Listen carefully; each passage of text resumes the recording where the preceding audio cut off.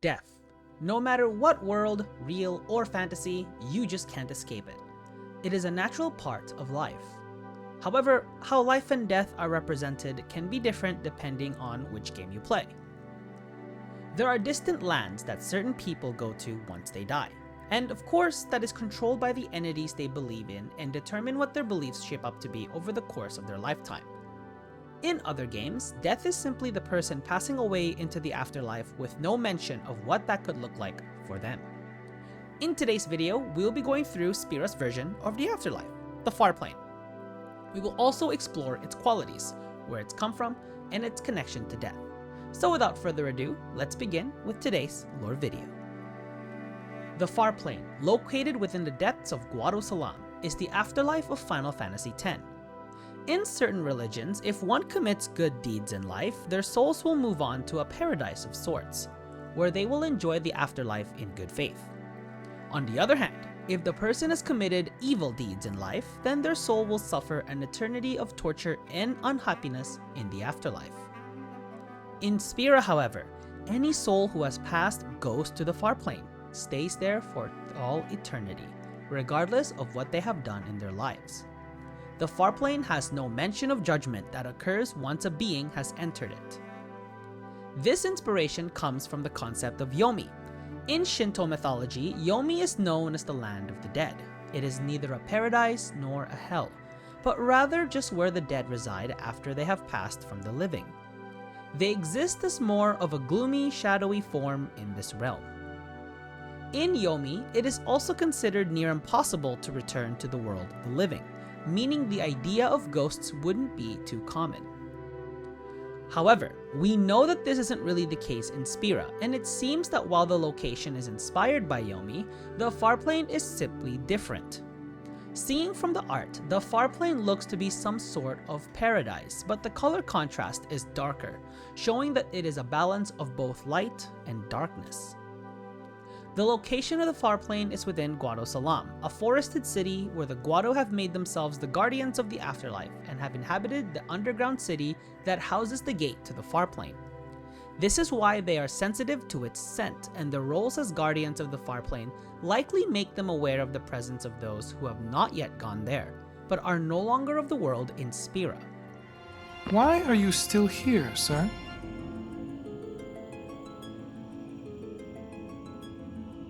I beg your pardon. We Guado are keen to the scent of the Farplane.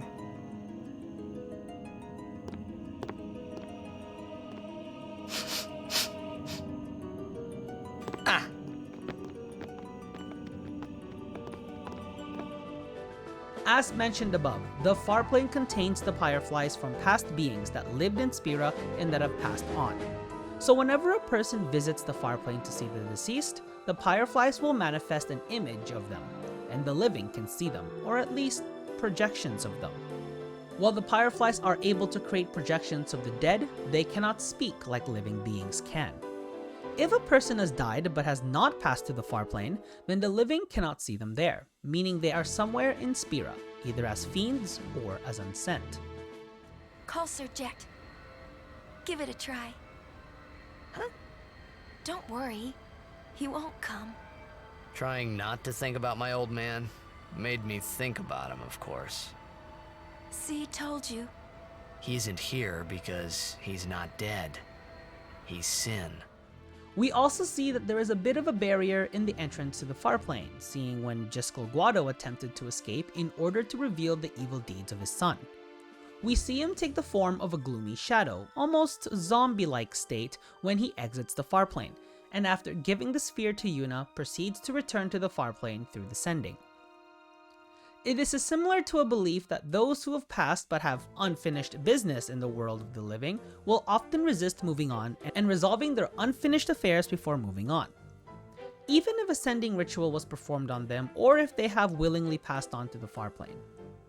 The Farplane plays a bigger role in Final Fantasy X too, where we discover that each of the Aeon statues in the temples of Yevon have their own access points to the Farplane, which is likely how they are able to manifest the pyreflies to create the Aeons for each summoner to obtain during their respective pilgrimages.